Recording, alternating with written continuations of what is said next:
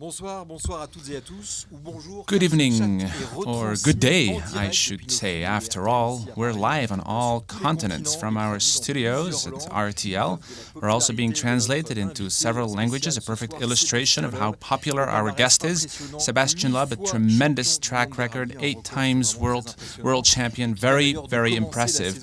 As a matter of fact, the World Championship was just kicked off with the Monte Carlo race. On your side, your loyal co-pilot, Elena. You can ask all your questions on rtl.fr or on the Facebook pages of Citroën, and this up to until 6:45 p.m. We have received many questions already. We're limited in terms of time, but I know, gentlemen, that you're both used to working under pressure. Before we take the very first questions from our listeners, I'd like to ask my question first.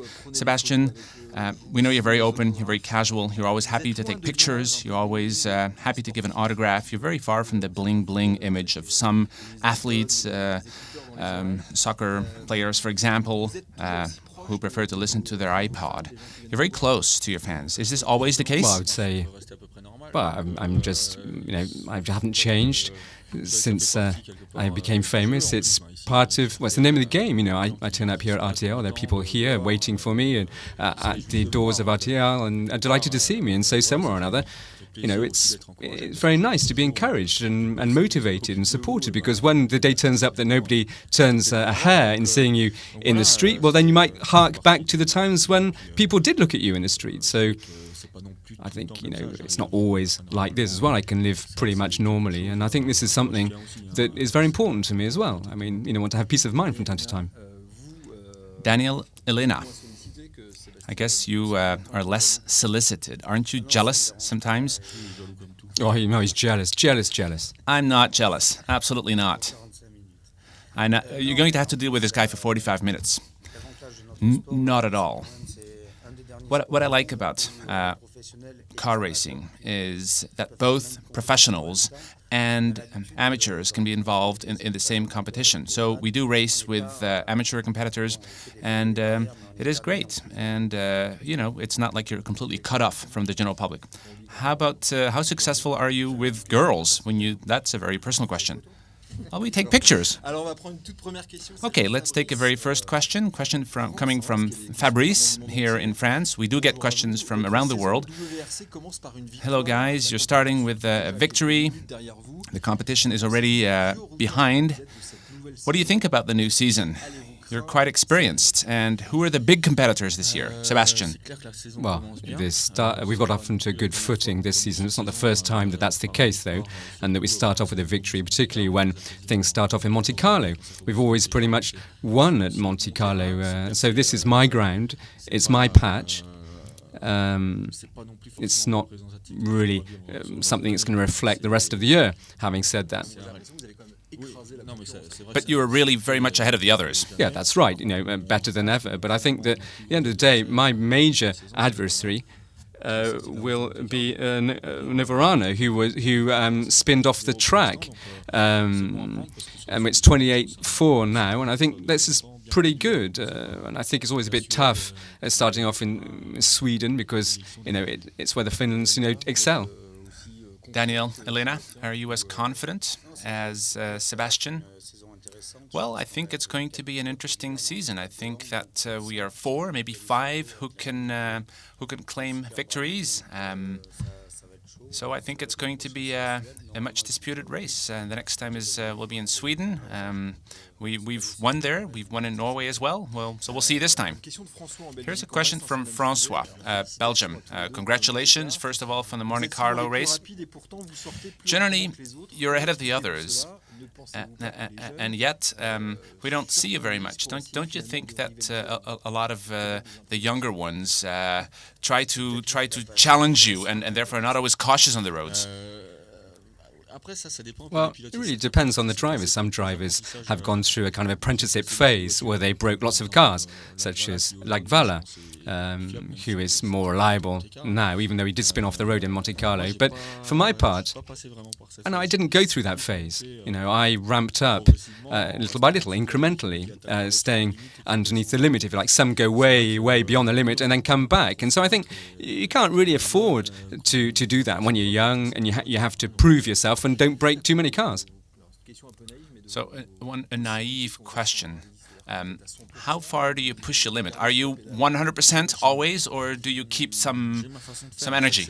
Well, I've got my way of doing things, if you like. It's not that I keep some reserve under my belt. No, I'm driving at the speed where I think things are going to go smoothly, if you like. But you have to find that right balance. Okay, obviously you're very close to the limits of the car, but yeah, but first and foremost in a rally, you have to really know your own limits. Here comes a question from Neuville from Portugal.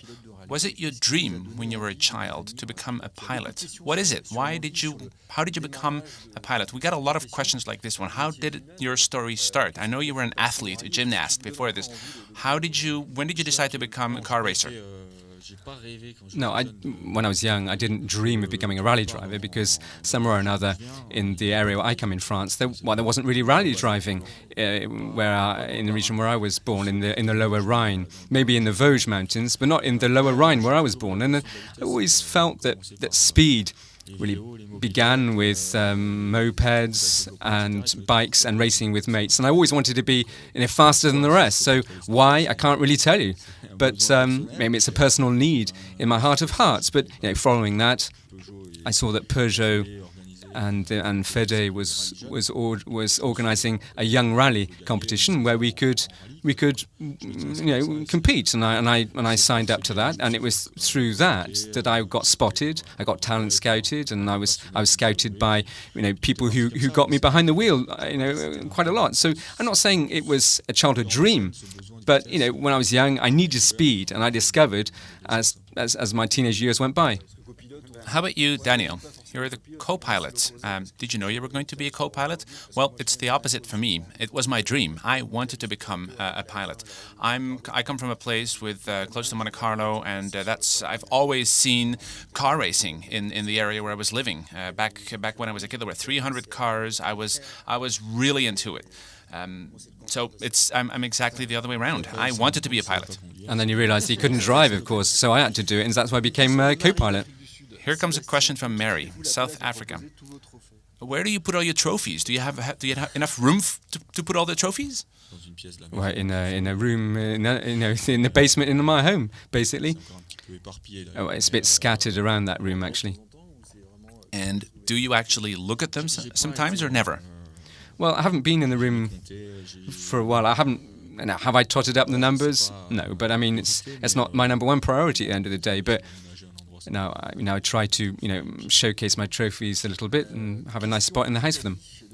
Here comes a question from Emmanuel from Italy. Hello, Sebastian and Daniel. 8 times world champion over the past years. What is one of your fondest memories? Me? It's the Alsace rally last year, because it was the first time that there had been a world championship taking place in that area of France, in the Alsace region of France, and it was also my home city.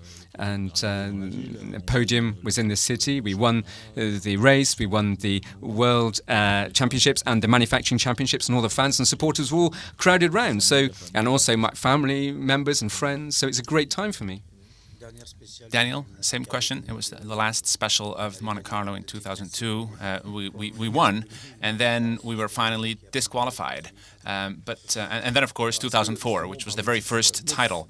So, 9 titles. Is the 9th title really your objective? Are you still motivated? That's a question here from Italy. And do you think you can do more than Valentino Rossi, who has 9? That's motorcycling. But do you think you can beat him? Do you think you could get 10, for example? Is that your objective? Well, if my objective wasn't to get the championship this year, then I would have just stay in my sofa. We got 8 on the trot. So when you've got 8 under your belt and you off in with the same team in the World Championships, where you want to get that 9th one. Now, with regard to the Valentino, well, he can still win more, can't he? Because he's still racing. And what I want to know is why in motorcycles do they have the titles in 25 and not in juniors, 125cc, because I won one of those. And so I would imagine we're on an equal footing, basically. So, 10 titles. What do you think, Daniel? Do you think it is possible? We are the general public, so we would consider, yes, it is possible because you're so superior. Well, I think we want to keep the title. All the competitors would like to take it away from us, and we would like to keep it. So we'll see after 2012. Okay, here's a question from Rodolfo, Argentina. I was wondering, what is it? What is the trick? Why are you winning with Citroën, no matter what car you're driving?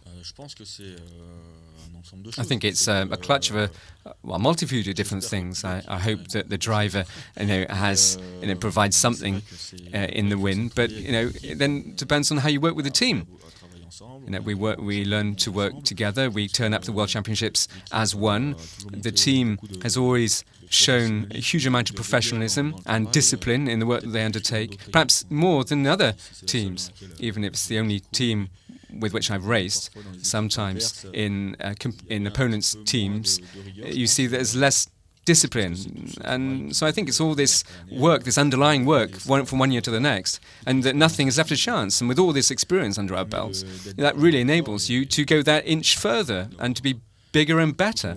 And throughout all these years, we've always had high-performance cars. Which one's your favorite car? Yeah, the latest one, the DS3.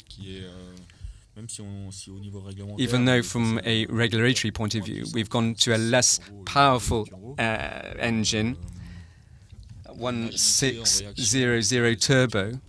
It's a lively, spirited engine, however, even though it's a smaller one, and it's my preferred one out of the 3. How about Daniel? I would say Xara is the grandmother, C4 is the daughter, and now we're with the granddaughter, the DS3, and they're all going equally fast. Question from Bouclet in France. How do you manage your life, your professional life, your personal life? You're spending a lot of time away from home. Well, this is part and parcel of what I do. That's for certain. Well, how do I manage it? Well, pretty well for the time being. I mean, I do travel a lot. Unlike people who have sedentary work, but when I do come home, I enjoy time with my daughter and spend time with her. But it's true that you go away for a week and you come back for 2 days and then you're off again. But generally speaking, it's not. I'm not away for a week at a time. And then you have a dangerous job. Does this have an impact on your personal life? No. Because we're mindful of this, we're obviously alive to that danger. But I would say no, it doesn't weigh down on the ambience. And with some rallies that we know that are more perilous than others, my wife might be a bit more worried than normal, but no. Daniel, same thing for you. Are you concerned? Are you worried sometimes, or are your relatives concerned? Not really. I think they have had enough time to get used to it. When I met my wife, I was already racing, so she's very much aware of it. And then you don't really think about it. You can't think. You don't want to think about it. Another question coming from Kim, Belgium. Are you going to defeat the Mini and the DS3? Are you going to be champions again this year? I hope you're going to be number one forever. Many kisses. So, what do you expect for this year? I hope so. I mean, our biggest adversary is Ford. The Minis have done well at Monte Carlo. And we have to see whether they got the legs for the entire season. But anyway, I'm watching the Fords in particular. Why? Well, because Mini turned up last year in the World Championships. They didn't do all the races. This year, they'll be doing a full-blown season with all the races involved. So I think from a technical perspective, and their knowledge of the ground, Ford outstrips them.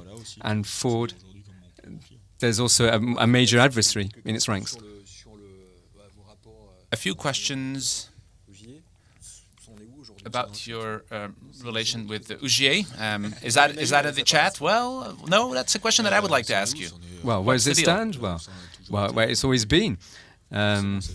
Necessarily, this has all been blown up a bit. There's lots of been stories. You mean the media? Yeah.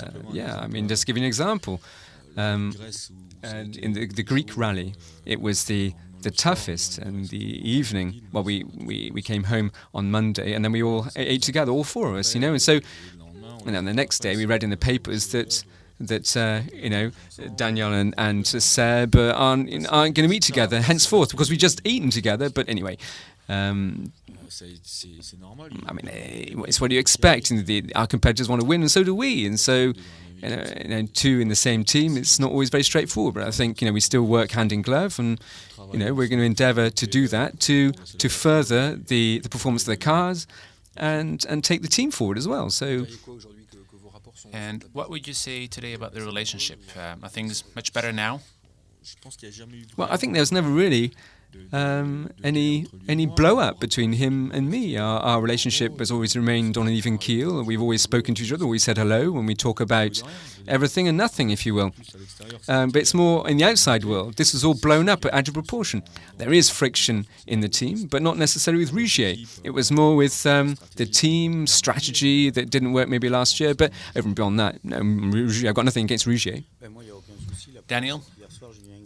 No problems as far as I'm concerned. Yesterday I had dinner with his co-pilot. We had a wonderful evening. We talked about all kinds of different things, and there we are. I think that the media did a lot of bad coverage, but nothing else.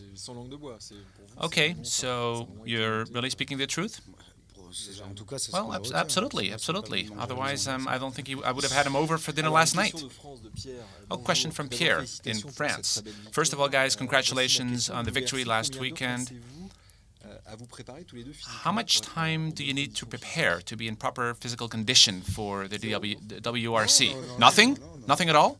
It really depends. It really depends on 1 week to the next. It depends on how busy our agenda is. When we're abroad, it's always more complicated. When I'm at home, I run 3 times a week. On the race circuits, the trial dry runs, that readies us physically. But I mean, it's not a marathon runner's preparation. I was able to sit in your car with you just a few minutes. It's very impressive. I mean, it's extremely shaky. Oh yeah, well. It's not anyone. It's not a regular car. No. We drink up to 7 liters a day. It's very hot in the cockpit and very tough, and it's physical. It's very physical, so you have to be, in shape, across the board. But today, I'm not suffering from a lack of fitness, and that doesn't, isn't prejudicial to me, and I'm not losing any. I'm not out of breath or whatever when I'm driving, and I think I've found a right equilibrium. Danielle, how about you? Well, I've been working out. I try to work out 2 hours a week, which I did not do in many, many years. I try to pay attention.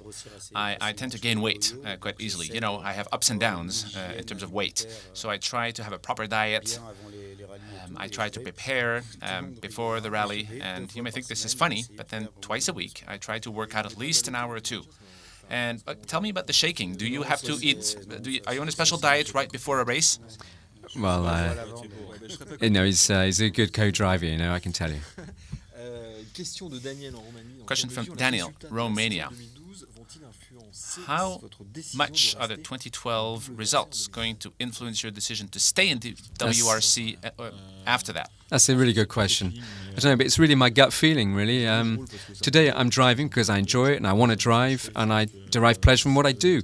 And if the results dip, well, necessarily my pleasure will dip. But if they are good, if they do prove good, at the end of the day, I guess unless he can stick around, he'll stick around. And then if somebody tries to defeat him, he'll probably, No, it's quite the opposite. No, even if we win this year, maybe I won't want to continue, but that's not where I am now. Is this how you guys talk to each other when you're in your car? Absolutely. Do you actually fight? Well, I wouldn't say that, but who decides? It's Who's me. the real boss on board? Do I have a choice, says Daniel? Question from Virginie in France. What was your biggest crash ever? It's in Greece, wasn't it? That was definitely the most spectacular one. In Greece, what, 2-3 years back? It was back in 2009. And otherwise, the biggest crash, the most painful one, was during test drive in Germany.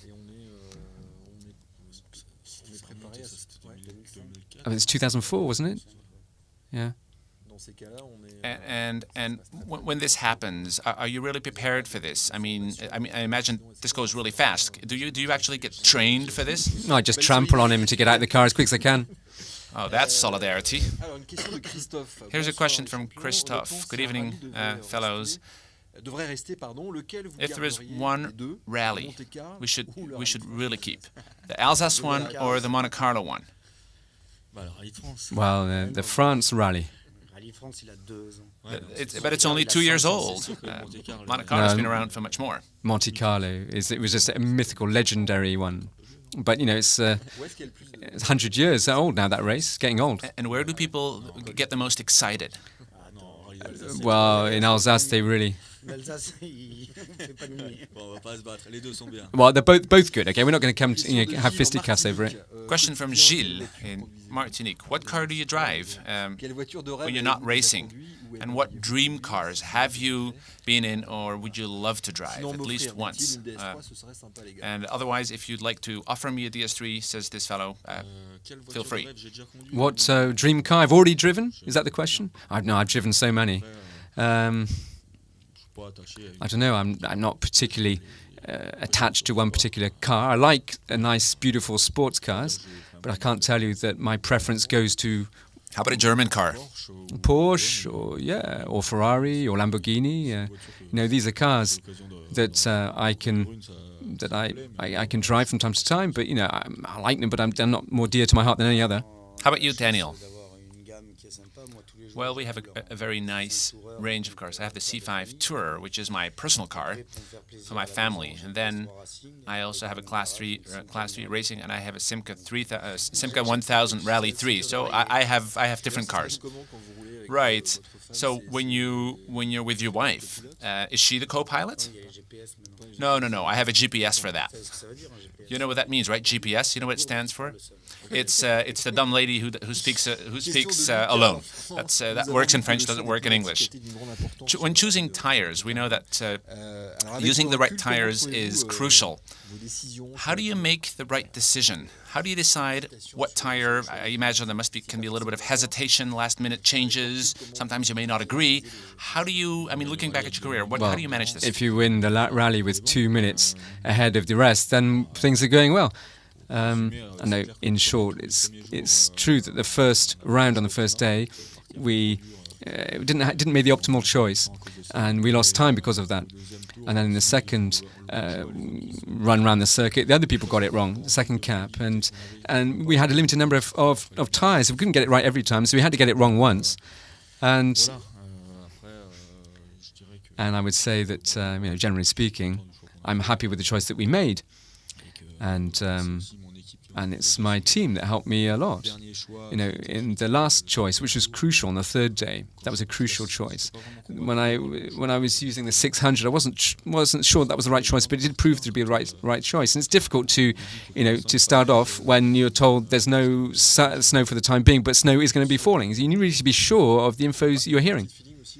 And then I guess it's also a little bit of gut feeling, or is it really based on what people tell you, what the technical team tells you? Well, there's both. There's the weathermen that are in the specials, 1 or 2, 3 people on the ground who take the temperature, if you like, the ground temperature and the air temperature. And you've got something in the weather office, the National Weather Office, that works for us and gives us a weather forecast. And then, in addition to them, we've got input from engineers in our team, and then you have to come off the fence and decide. Lots of information to digest, and with a Monte Carlo rally, it can really prove vital. Question from JC in Italy. Daniel, you're very quiet. Isn't that a real asset to stay focused? Well, because he looks calm and he looks poised, is he?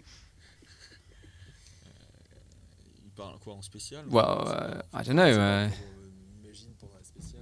For a special, well, it really depends. We're used to working with each other. I mean, if it didn't suffer his company, then it would obviously things would go awry, obviously. But we're used to working together, and and that's it, really. I think that our punching power is that we react in the same way. Neither of us is going to, blow up or throw in the towel when things get hot. When things go awry, well then tough luck. No, I think that's what makes us very strong. Daniel, are you a little bit like an old couple? I think we are an old couple. We've been together for 15 years. I mean, look at that. Okay. I guess, again, coming back to that previous question, knowing all the specials, knowing all the tracks, all the rallies, I mean, you have notes, you know them really inside out. True, says Daniel. This is our 11th year in WRC. I mean, we've traveled the world 10 times. We have a lot of specials on top of that. But sometimes you do get new rallies. And those, you really need to do your homework. Do a lot of prepping. And Sebastian's note-taking he's very organized. And when there's a new rally in the plan, that's how you get the victory. So you trust each other with notes? Yeah, the driving notes. No, I dictate the notes, in fact. I tell him, and he jots them down. And then he retranscribes them for a particular race. So I would say that's the advantage of having experience. And with 1 year to the next, we optimize the note-taking system. And then you have placed more trust and confidence in the system, and the notes therefore become more accurate. And when there's that confidence and trust that you have in your co-pilot, that he's going to announce, he's going to read out the note correctly in the right timing, and he trusts me and I trust him. So it's something I would say that it works very well. It's a well-oiled machine. And if there's a lack of confidence or lack of accuracy in the notes, well, then immediately that throws up problems. Question from Pontal in France. Sebastian, what is the most beautiful special in the WRC? I couldn't tell you. I'll let my co-pilot answer that. He's probably got more ideas than me about that. I just adapt to the road ahead. There are lots of great ones. I mean, I don't have. How about the worst one? Well, that would not be in France. I think the most beautiful special of WRC, and we're going to have it again this year, it's the power stage. It's in Finland. It's in Umpia. It's a 30-kilometer-long special, and it's 30K, and you spend a lot of time actually flying because there are a lot of bumps, so you get a lot of fantastic sensations. Do you agree with that, Sebastian? Yeah. Okay, Daniel, Elena, how does it feel to be sitting next to the fastest man in WRC's history? Are you never scared? That's a question from Vincenzo in Italy. Daniel, no, you don't think about fear. If you start being afraid, that means pressure, and pressure means mistakes. I trust him. Closed eyes. But you need to. Worth having your eyes open, though, don't you reckon? Right, but I don't want to fall asleep. That's why I keep them open. And I think it's the same thing for Sebastian. He needs to trust me 110%. And is that the case? Yeah, no worries. I think so, it is.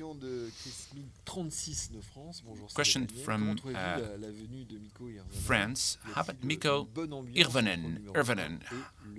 What's the atmosphere like between number 1 and number 2? I both wish you a new victory, a 68th victory together, guys. Well, it's going very well. Each one of us in our corner, we started working. Well, the trials with our team, we don't have the same drivers on the same time on the same race course, but we pool all the information among the engineers, and that works very well.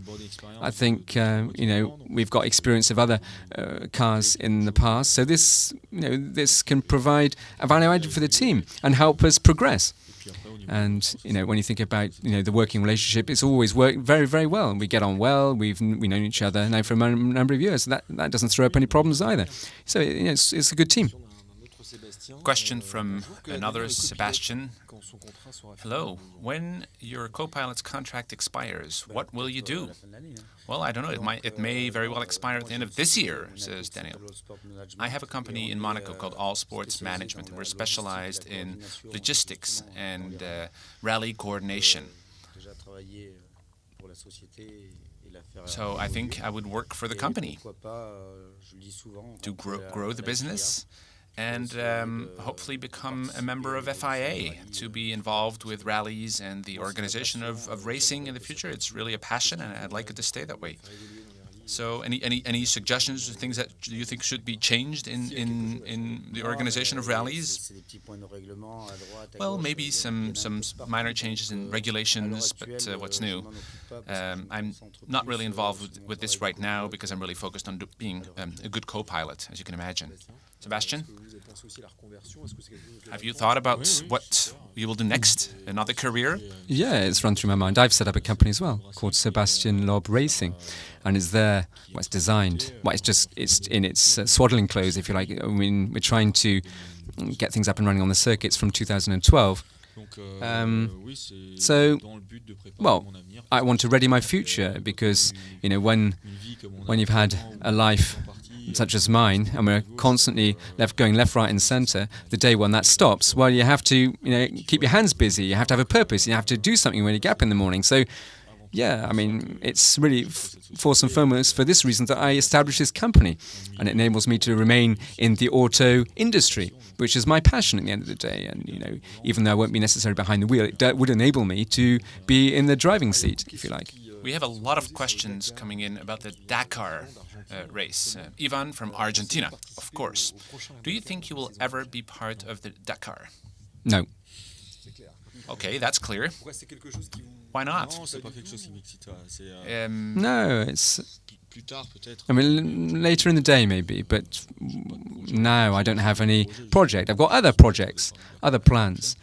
I don't want to enter into Dakar next year. If you ask me, will I do it one day? Well, the answer would be maybe. But there's nothing set in stone now, and there's nothing decided.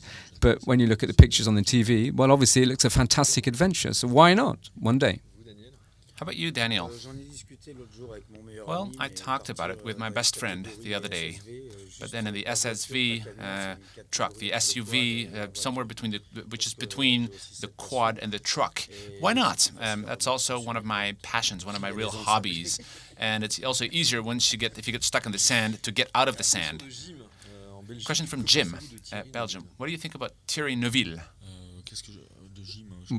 Gym? I thought it was gymnastics. Okay, sorry, I'm with you now. Sorry, I was lost there for a moment. What do I think about Thierry? Well, I think no, it's a bit too early to judge. He was unlucky in Monte Carlo. He made a mistake, but what he's shown beforehand in RS 2000, it was pretty good. So what I think, he's lucky enough this year to have a team such as Citroën that is placing its chips on his future, and it will give an opportunity to show what he's got in him. And today it's a bit too early, but I think between now and the end of the season, we'll know what he's made of. How about a question?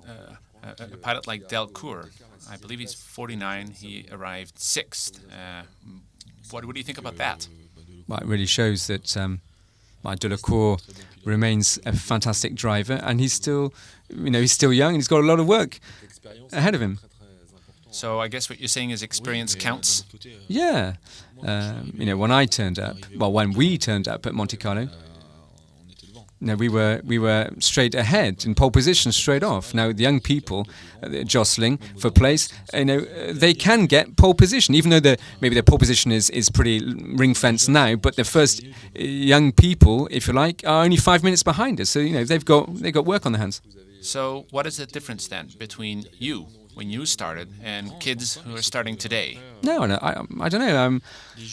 Young people who've got talent, opportunity to get up and running in rally, and they've been given an opportunity to get behind the wheel. it's not necessarily always the right people that get behind the wheel, not always the talented guys. And it's not every morning that you have world rally champions that get up in the morning and embark on their career. So we really need to talent scout the right people, support them, make them progress. And I'm not saying that those people who are there won't be progressing. Some people are really, really young and they're just embarking on their career. But I think they're going to have a bit of time ahead of them. Here's a question. What are the solutions when you're a young pilot and you want to become professional? How easy is it to become a professional pilot if you are an amateur and young? It's not easy. Well, I didn't have any money. It's not a question of money. And I got A to B. Auger, for example, to talk about young people, last year he turned up pretty much like the young people that turned up on the Monte Carlo circuit. But right from the outset, he was a step ahead of the game, which really shows that it's feasible. But having said that, he turned up without any money. And in France, we're lucky enough to have young rally events organised by Citroën. Previously, it was Peugeot and Fede, and now it's Citroën and Fede, and they help young people to prove that they can do things. Okay. I think that you need a bit of budget to get into, to the bigger competitions, and in some races, everybody has the same car, and it's really the co-pilot that makes the difference. And there you can talent scout, and the manufacturers are looking at what's going on as well in the cockpits, and then that helps drivers to progress and have a manufacturer that's behind them to help them grow as drivers. But in the regional circuit, nobody will ever be talent scouted. I mean, if you want to be spotted, you need to go into those particular formulas.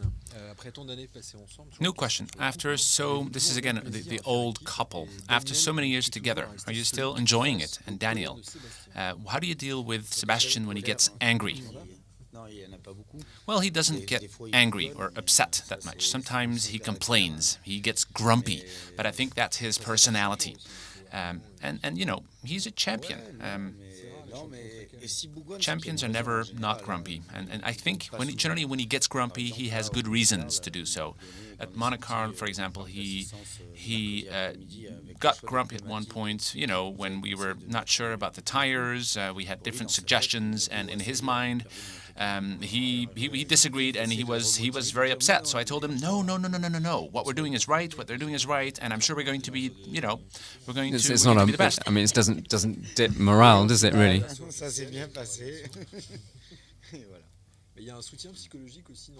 How about support, psychological support? Does it play an important role, or is a rally really something very technical? How about the morale? How do you deal? I mean, I suppose you also have to boost him when he has lower morale. I don't think so. I think we're both competitors deep inside. And when you're in the race, you just want to give the very best of yourself. And you're always motivated. Question on Peugeot. Question from Eric.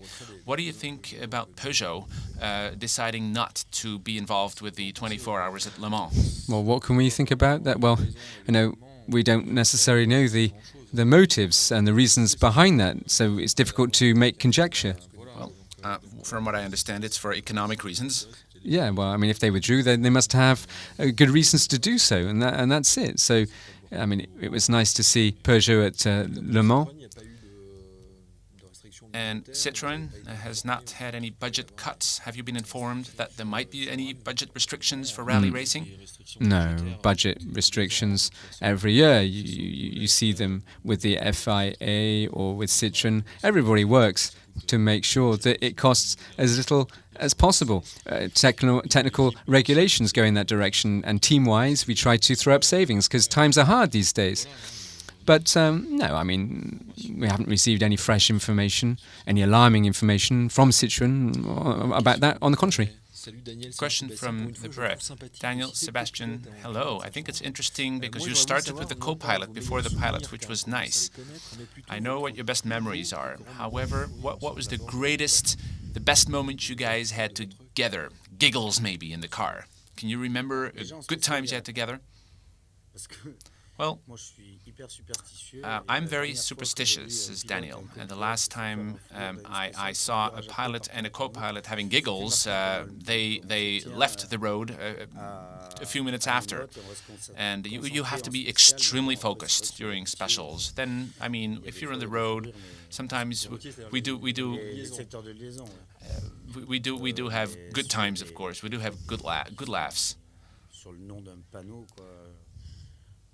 Sometimes names in Finland, there's Sokola, and every single time we see that, he sings "Show Cacao." I mean, stupid little things, but that are funny. I don't have any particular memory, but as he says, when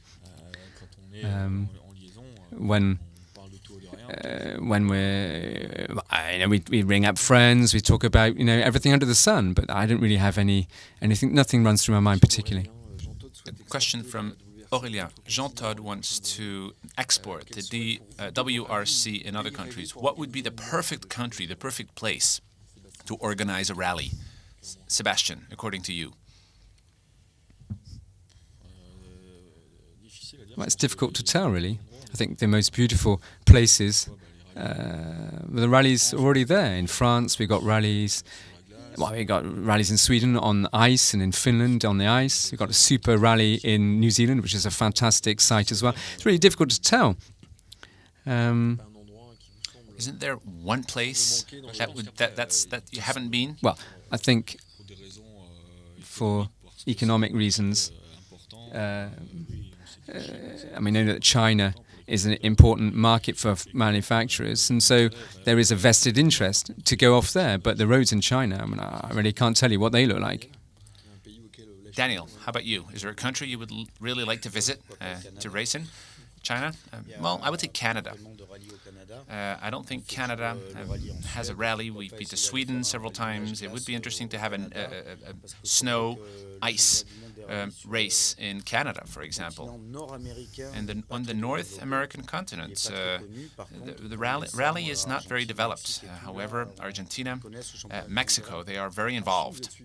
How about China? How popular is it in China? Oh yeah, it's well followed. And what's the big competitor? Formula One racing? Well, it's pretty much like everywhere, really. I think that before going off to China or anywhere else, the first thing is to make sure that rally gets the media spotlight where it is. Do you think rally is not receiving enough media coverage? Well, I think today in France, it's not necessarily very easy to track what's going on the TV. Maybe, but in the papers, fine. But after all, it is something that is easier and nicer to watch on the TV than read about in the papers, and it's not always easy to keep up. So I know you're used to working under pressure, time pressure. So we're going to take just a few more questions. One question from Kees in the Netherlands. Where did you guys meet? Where we met? Well, we met in a particular race. Yeah, I mean, we finalized our union in a nightclub, actually. It was 4 o'clock in the morning. I said, "What are you doing?" We were both pretty drunk. What were you doing? I'm a pilot. How about you? I'm a co-pilot. Well, let's go together. Yeah, that's not too far from the truth. Question from Thibaut. With what car did you start? What, in rally driving? It was a 106 rally. 300 Group N. It was a kind of a collector's item even back then. Back then, he was very sexy. He was very attractive. He was young. He was just like Leonardo DiCaprio. And has technology changed a lot since the early days of your career and today? Well, between the one that I drove way back then and the cars that I'm trusted with now, yeah. But between the Xara WRC that I met in 2002 and that I'm driving today, the car that I'm driving currently, well, there's all the team experience really means that the current car is great. But previously we had electronic systems, electronic differentials, USP, ADS, whole kind of raft of electronic systems in the past, but it's no longer the case now. Everything is mechanical. Onboard electronics are forbidden, and I don't think it's really made inroads, really. Question from Cindy. First of all, congratulations for the Monte Carlo race. What do you think about Kimi Räikkönen? Do you think he was right when he decided to go back to Formula One racing? Well, I think he did what he could do in rally driving, and then quite clearly it's a different discipline than that he's familiar with. Formula One. There's experience, note-taking, accuracy in the notes, trust and confidence in your co-pilot and the team members. That has to be acquired, and that's not going to happen overnight. So, okay, he can drive, fine, but to become to be a top-notch rally driver and to see whether he can deliver on the goods, well, I think he needs to drive a bit longer.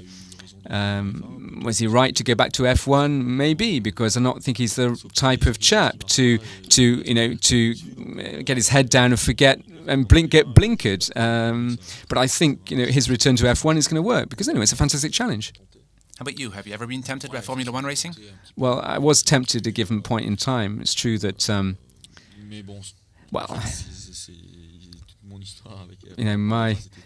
my story with F1 is very simple. When I won the World Championship, and I was sponsored by Red Bull, they decided to give me a gift, give me an official tryout with F1, and immediately I find myself with fisticuffs with the drivers on the technical platform, and so they decided, well, so let's throw him in the cockpit, and then I said, okay, well, let's do it, and so I started readying myself for that, and then, well, at the end of the day, this just it went bottom up, really, for license reasons. The FIN didn't want to give me the license, and then I've got no regrets.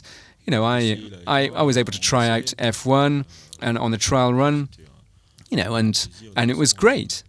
And F1 races. So, what's the most exciting, a rally car or Formula One car? Well, they're two different things, different kettle of fish. F1 cars, well, these are fantastic on the straight line and in braking, but rally cars on gravel, they have fantastic performance, and acceleration is not going to sweep your hair back. But we're going 200 mph through forests, so it's different sensations, different feeling, and I think an F1 driver can only enjoy driving a rally car, and vice versa. Okay, we have three final questions. Question from Michael. Do you think you could ever drive for a different team? And if you had been, without Citroën, do you think you would have had the same track record? Well, without Citroën track record, if I'd been with another team with such a reliable car, no, but it's difficult to tell. This has always been our asset, but could I have joined another racing team? Well, the idea was raised throughout this year, for next year. And then having mulled that over in my mind, I decided to stay with Citroën. And I won't be wearing any other colours in rally drivings in the up-and-coming years. Are you sure? Yep. You said the next years? What is that? What does that mean? Well, at least in the 2 up-and-coming years, and I don't think I'll be doing rallying, far into the future either. Question for Daniel. Your friendship. Is your friendship an asset, or can it be a problem when racing? Well, pilot, co-pilot, and we're friends as well. However, when we do need to talk, and we don't wait. We talk very openly, and then we move on. Okay, here comes our very final question, and we apologize for not taking all questions. This is from Ireland, Gary. How can rally giants like you, how do you see retirement? We talked about it a little bit earlier as well. I'm not a giant. I'm really short. I'm a shorty, says Daniel.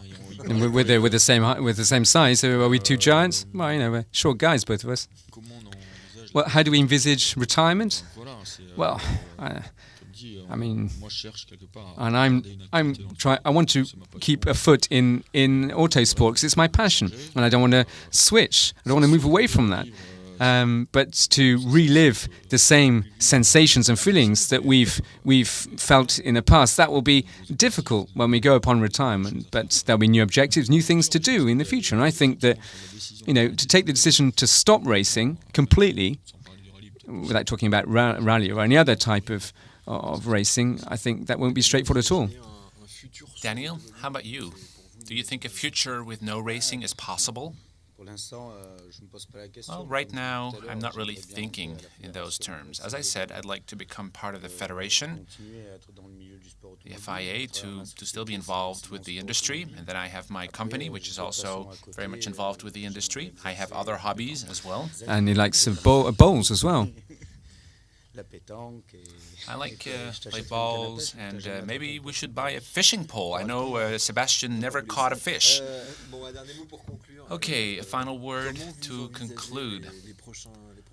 How do you envisage the next rallies? Well, I hope that we're looking positively on them. The next race is, Sweden. Well, it's likely to be cold, but I hope that we're about to continue in this vein. We dominated things at the Monte Carlo. It's not necessarily true, therefore, that we'll be dominating everything else, but... Well, you're still full of energy, it seems, and you're always willing to win again. Oh, yeah, full of beans. Yeah. I can tell you're very motivated. After all those years, you're still as motivated. Well, I hate losing. When I get in the car, I want to win. Being full of beans... No, there are fields where, of course, I do accept to lose because I don't necessarily excel in those fields. But the things that I really throw myself into, I want it to work. If you want to make him happy, organize a football match and make sure you tell him where the goal is. Right, but I don't think I would want to sit next to him in his car, ever. When you drive, when you're not racing, when you drive, how careful are you on the road? Yeah, well, I'd say that, driving on the roads, it's not a racetrack, is it? So you have to be careful, and I don't think I've ever had an accident outside of the rally. In rallies, yeah, I've had crashes, but not on the roads, no. And then you have speed raters. Well, you stick to the speed limit.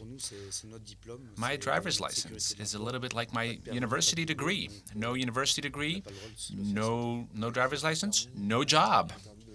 If I have no driver's license, I cannot compete. Okay, gentlemen, thank you so much for taking part in this chat. Thank you both for speaking so openly. Thank you for having no hidden agenda. And again, I would like to apologize. We had many questions coming from around the world. We could not answer all questions, but maybe one day you'll come back. We'd like to have you back anytime. And if you were unable to be with us from the very beginning, please go to rtl.fr or on Citroën's Facebook page or on the RTL blog. Auto Radio. A few hours from now, the entire show will be available. What should I tell you? What should I wish you for the future? Stay on the road. Well, you say break a leg, Thank you again, and we will see you soon. Bye-bye.